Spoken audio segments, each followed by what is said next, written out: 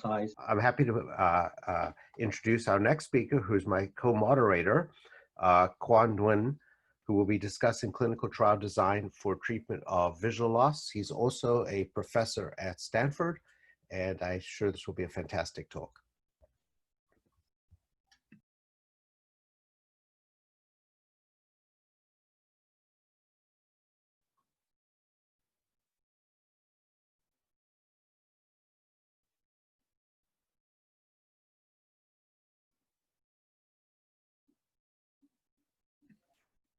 We can't hear you.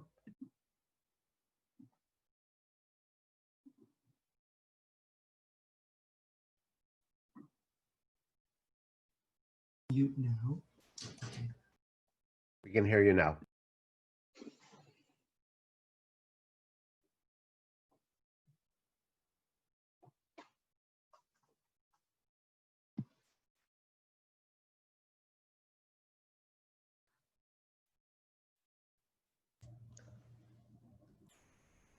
Quan, you're muted, and you may want to go off of multi-screen. That's what's leading to this, showing the presenter view instead of the full view.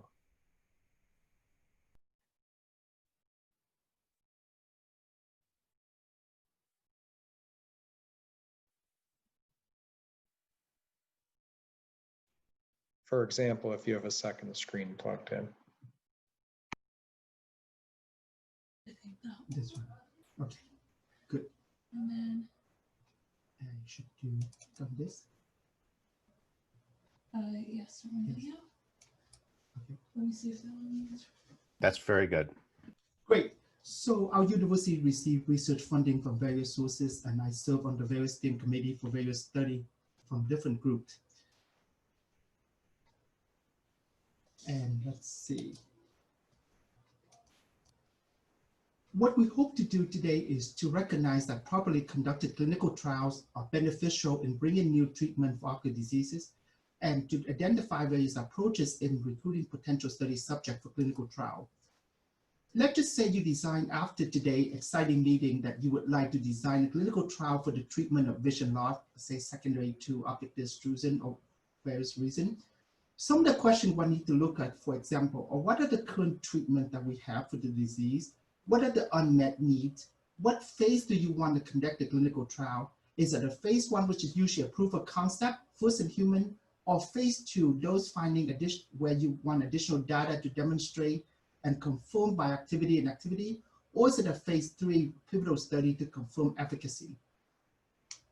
With all of this, one of the important questions in this area is that what are the potential funding sources and the personnel that need to help you to conduct the clinical trial?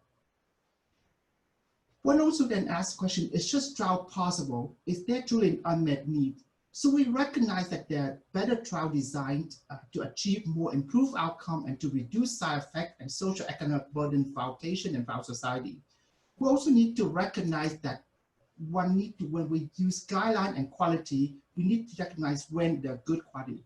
For example, the easiest thing for most of us to do is just to look at our experience and retrospective data, but we know that that is not sufficient.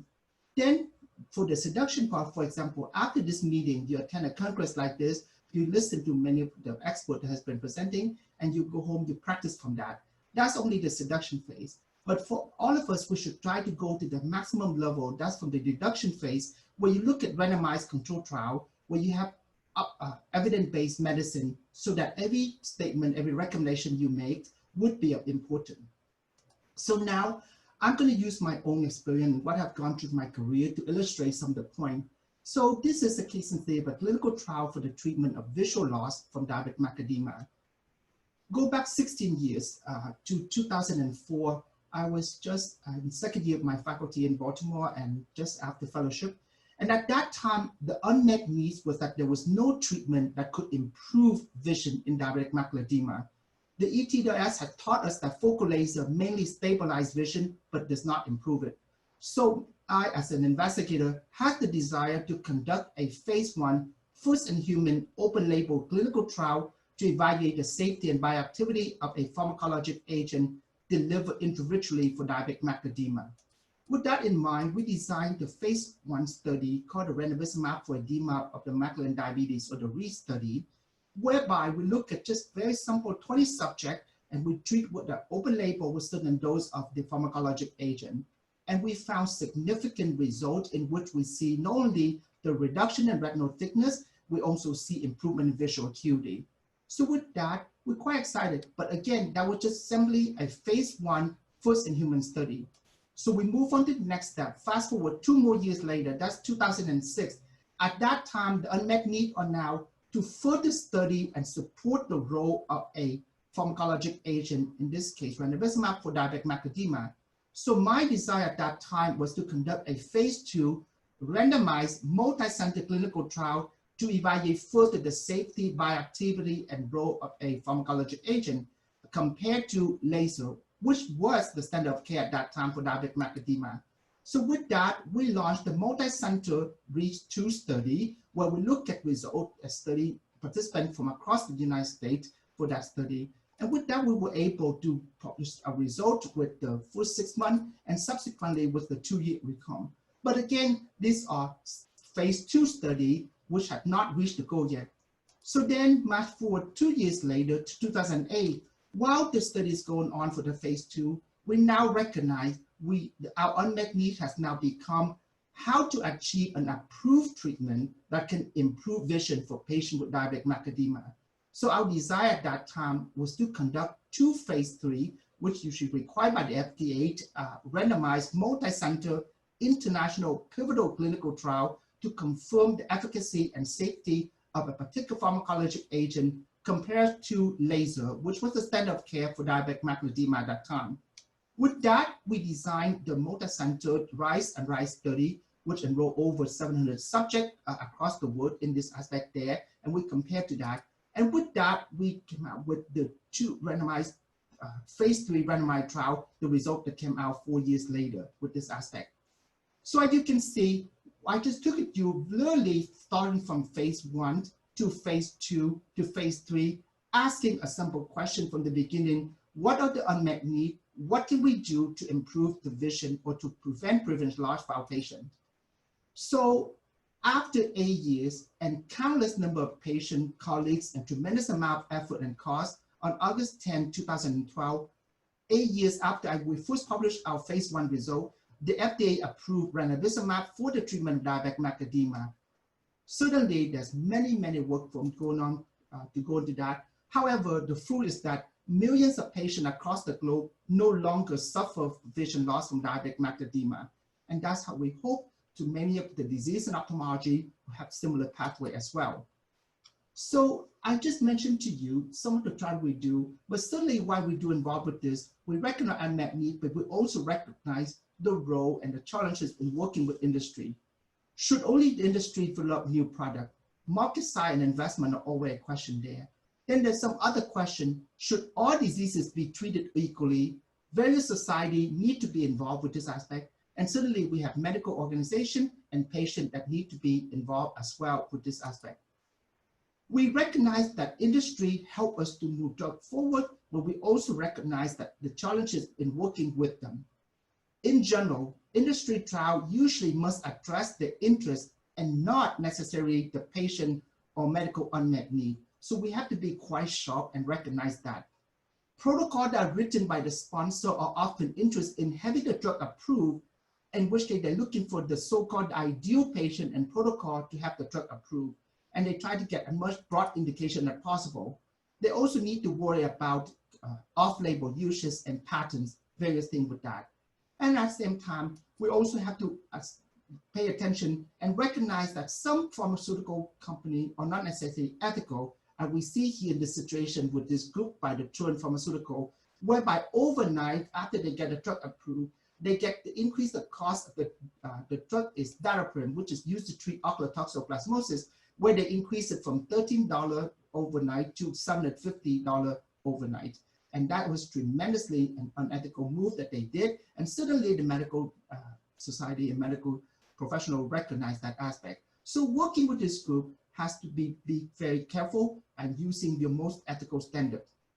Now, let's just say now you want to ask the question and you want to propose a clinical trial in neuro-ophthalmology to satisfy all of our wonderful neuro-ophthalmologists and patients. Is this trial possible? And let's say the proposal you asked is the clinical trial on the treatment of optic disc drusen. So what is missing? What are the unmet needs for patients with optic disc drusen?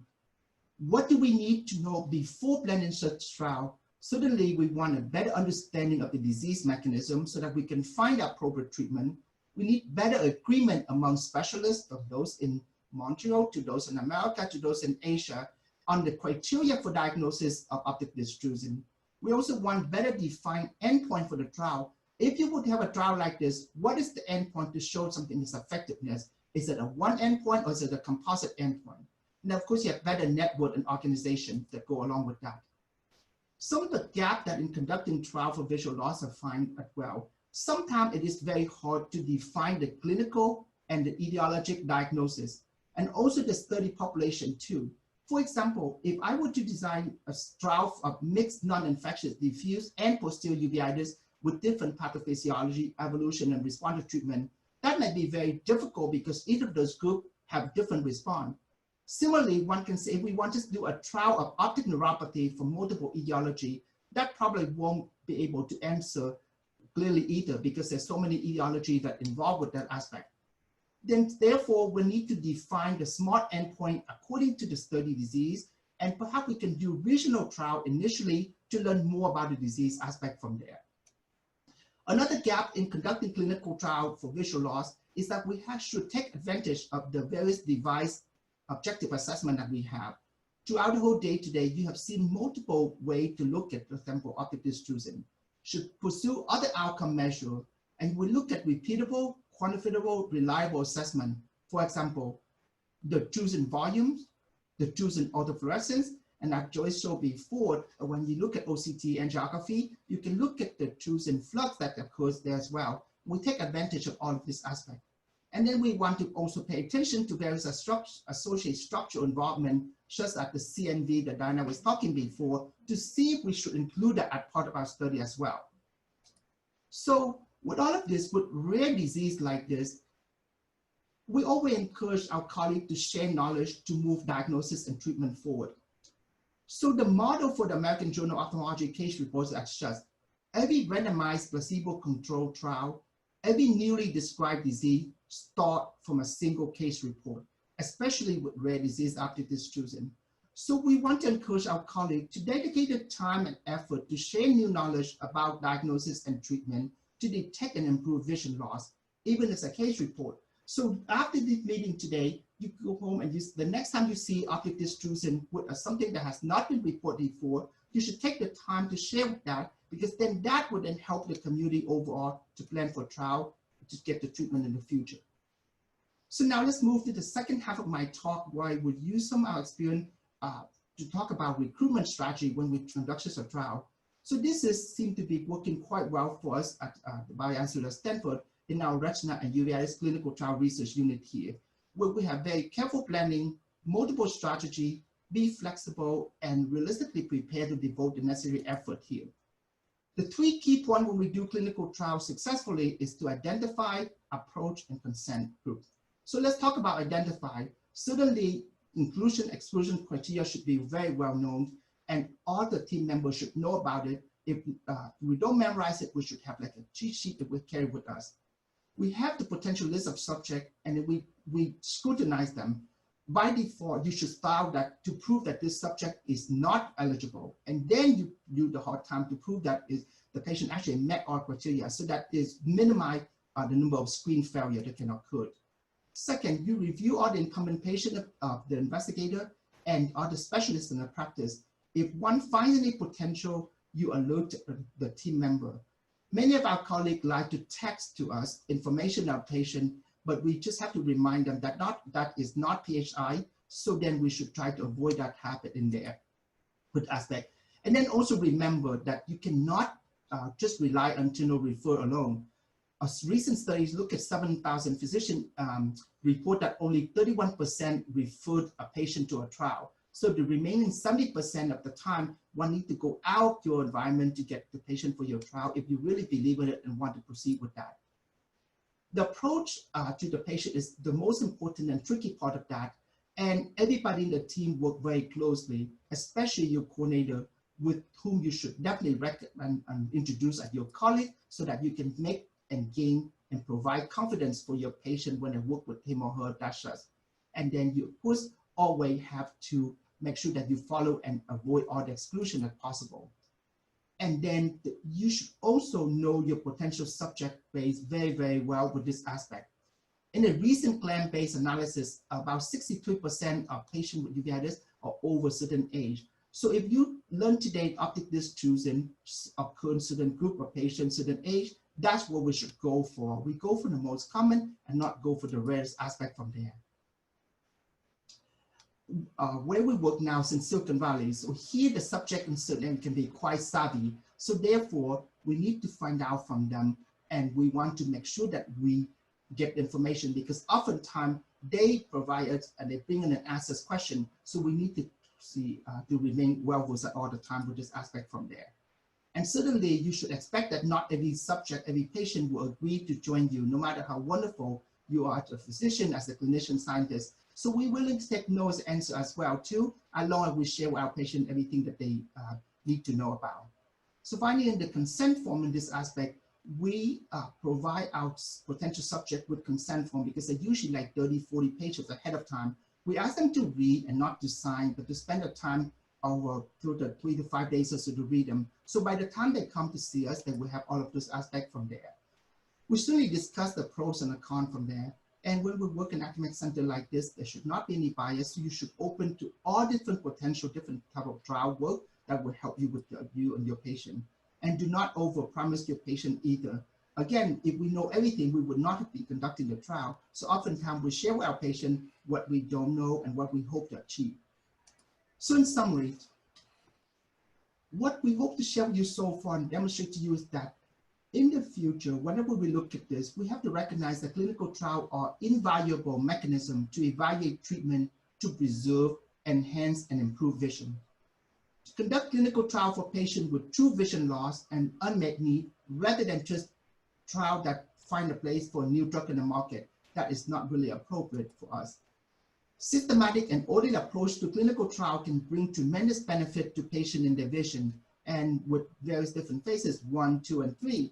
And finally, patience, discipline, and dedication will prevail, and together we will be able to work to help to prevent or decrease the risk of vision loss for our patients. Thank you for your attention.